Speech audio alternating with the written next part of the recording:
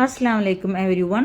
എടുത്തു വെച്ച പാടയിൽ നിന്ന് ഞാൻ ബട്ടറും പനീറും ഒക്കെ ഉണ്ടാക്കുന്നത് ഇവിടെ ഷെയർ ചെയ്തിട്ടുണ്ട് കേട്ടോ. പക്ഷെ ഒരിക്കലും നെയ്യ് ഉണ്ടാക്കുന്നത് ഞാൻ ഷെയർ ചെയ്തിട്ടില്ല. അപ്പം നല്ല നാടൻ നെയ്യും അതുപോലെ തന്നെ ഈ പനീർ പോലത്തെ ആ ഒരു ഫോം കൊണ്ട് എങ്ങനെ ഒരു ഹെൽത്തി ആയിട്ടുള്ള മയോണൈസ് ഉണ്ടാക്കുന്നത് എന്നുള്ളതും ഞാൻ ഇവിടെ ഷെയർ ചെയ്യാം. മയോണൈസ് എന്ന് പറയുന്നില്ല, പക്ഷെ അതിന് സബ്സ്റ്റിറ്റ്യൂട്ടായിട്ട് യൂസ് ചെയ്യാവുന്ന ഒരു സാധനം. ഇത് ഞാൻ പാടെ എടുത്ത് വെച്ചത് മിക്സിയിൽ നന്നായിട്ട് അടിച്ചെടുത്ത ബട്ടറാണ് കേട്ടോ. ബട്ടർ എന്ന് പറഞ്ഞാൽ നന്നായിട്ട് വാഷ് ചെയ്താലാണ് അതൊരു പ്യുവർ ബട്ടറായിട്ട് വരിക. ഇത് ഞാൻ നന്നായിട്ട് വാഷ് ചെയ്തിട്ടില്ല. വാഷ് എന്ന് പറഞ്ഞാൽ തണുപ്പിച്ചാൽ ഈ ബട്ടർ നല്ല കട്ടിയാവും. അപ്പോൾ ഇത് നന്നായിട്ട് വെള്ളത്തിൽ കഴുകുമ്പോൾ ഇതിലുള്ള പാലിൻ്റെ അംശമൊക്കെ പോകും. ഇത് ഞാൻ അങ്ങനെ കളയാണ്ട് നേരെ തന്നെ ചൂടുള്ള ഒരു പാനിലോട്ട് ഇട്ട് കൊടുക്കുകയാണ്.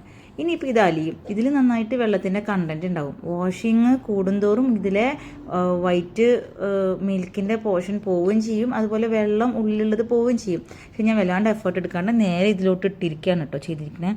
ഇങ്ങനെ ചെയ്യുമ്പോഴുള്ള ഉപകാരം എന്താണെന്ന് വെച്ചാൽ ഈ വെള്ള പാലിൻ്റെ ഭാഗം ഉണ്ടല്ലോ, അത് ഏറ്റവും ലാസ്റ്റ് ഒരു കക്കനായിട്ട് നമുക്ക് കിട്ടും. ഈ ബട്ടറിൽ നിന്ന് നെയ്യിലോട്ട് ട്രാൻസ്ഫോം ചെയ്യുമ്പോൾ ബട്ടറിലുള്ള എല്ലാ വെള്ളത്തിൻ്റെ അംശവും വറ്റിപ്പോയിട്ട് ആ ഒരു യെല്ലോ കളർ നെയ്യ് ഫോം ചെയ്യുവാന് ഉള്ള ഒരു ബെസ്റ്റ് സൈനാണ് ഈ കക്കൻ. അതായത് ഈ പാലിൻ്റെ ഭാഗം നന്നായിട്ട് ഒരു ബ്രൗൺ കളർ വന്നാൽ നമുക്ക് മേക്ക് ഷുവർ ചെയ്യാം ഇത് കുക്കായിട്ടുണ്ട് എന്നുള്ളത്. ഇതാ ഇപ്പോൾ ഇത് ഏറ്റവും ലാസ്റ്റ് സ്റ്റേജാണ്. ഇത് കണ്ടില്ലേ, ആ പാലിൻ്റെ ഭാഗമൊക്കെ ആദ്യത്തെ വീഡിയോസിലൊക്കെ എന്താണ് ഇതൊരു വൈറ്റ് കളറായിരുന്നു, അതിപ്പോൾ ലൈറ്റ് ബ്രൗൺ കളറായി. അപ്പോൾ നമ്മൾ എന്ത് ചെയ്യാം, ആ സ്റ്റൗവിൽ നിന്ന് മാറ്റിയിട്ട് ഇത് അരിച്ചെടുക്കാം. നമുക്ക് ഇത് ഡാർക്ക് ബ്രൗൺ ആയിട്ടാണ് നമുക്ക് കിട്ടുന്നതെന്നുണ്ടെങ്കിൽ അതിൻ്റെ അർത്ഥം നെയ്യ് നന്നായിട്ട് ഡാർക്ക് കളറാവും. അത് നെയ്യ് ഒന്ന് കരിഞ്ഞു പോയി ഇതിലെ ഭാഗം മാത്രം. ഇനി വെള്ള കളറാണ് എന്നുണ്ടെങ്കിൽ ഇതിൽ വെള്ളത്തിൻ്റെ അംശം ഉണ്ടായിരിക്കും. അപ്പോൾ നെയ്യ് വേഗം കേടുവരാൻ ചാൻസായി. ഇതാണ് കറക്റ്റ് പാകം. ഒന്ന് ചൂടേറിയാൽ ഇത് തുണിയിൽ അരിച്ചെടുക്കാം. ഞാൻ അരിപ്പയിലാണ് അരിച്ചെടുക്കുന്നത്. അപ്പോൾ ചെറിയ പൊടികൾ താഴെ വീണിട്ടുണ്ടാവും കേട്ടോ. പക്ഷേ ഇത് നല്ല ഒറിജിനലായിട്ടുള്ള നെയ്യിൻ്റെ ടേസ്റ്റ് തന്നെയാണ്. ഇങ്ങനെ ഉണ്ടാക്കുമ്പോൾ ചെറിയുള്ളി വെച്ചിട്ടോ അല്ലെങ്കിൽ കറിവേപ്പില വെച്ചിട്ടോ മുരിങ്ങയില വെച്ചിട്ടോ ഒന്നും ഇതിൻ്റെ പാകം നോക്കണ്ട. മഞ്ഞൾപ്പൊടി ഇടേണ്ട ആവശ്യമില്ല. ഇങ്ങനെ നല്ല ഒറിജിനൽ ഫ്ലേവറിൽ തന്നെ നമുക്ക് കിട്ടും. ഇതാണ് ബാക്കി വരുന്ന കക്കൻ. ഇനി ഞാൻ ബട്ടർ ഉണ്ടാക്കുമ്പോൾ ബട്ടർ മാറി കിട്ടിയാൽ വരുന്ന ബാക്കി ആ പാലുണ്ടല്ലോ, അത് ഞാൻ തിളപ്പിക്കാൻ വെക്കട്ടെ. അത് ഞാനൊരു ബോട്ടിൽ എടുത്ത് വെച്ചിരിക്കുകയായിരുന്നു. ഇപ്പോൾ അത് ഏകദേശം തിളച്ച് വരുമ്പോൾ അതിലോട്ട് സുർക്ക ചേർത്ത് കൊടുക്കണം. സുർക്കയോ അല്ലെങ്കിൽ നാരങ്ങ നീരോ ചേർത്ത് കൊടുക്കാം. ഇതിൽ വെള്ളത്തിൻ്റെ അംശം കൂടുതലുള്ളത് കൊണ്ട് കുറച്ച് കൂടുതൽ, നോർമലി നമ്മൾ പാല് തിളപ്പിച്ച് പനീർ ഉണ്ടാക്കുമ്പോൾ ഒഴിക്കുന്ന നാരങ്ങയേക്കാളും കുറച്ച് കൂടുതൽ ഇതിലൊഴിക്കണം. വിനെഗറോ അല്ലെങ്കിൽ നാരങ്ങയോ. നന്നായിട്ട് തിളച്ച് വരുമ്പോൾ പിരിഞ്ഞില്ലോ.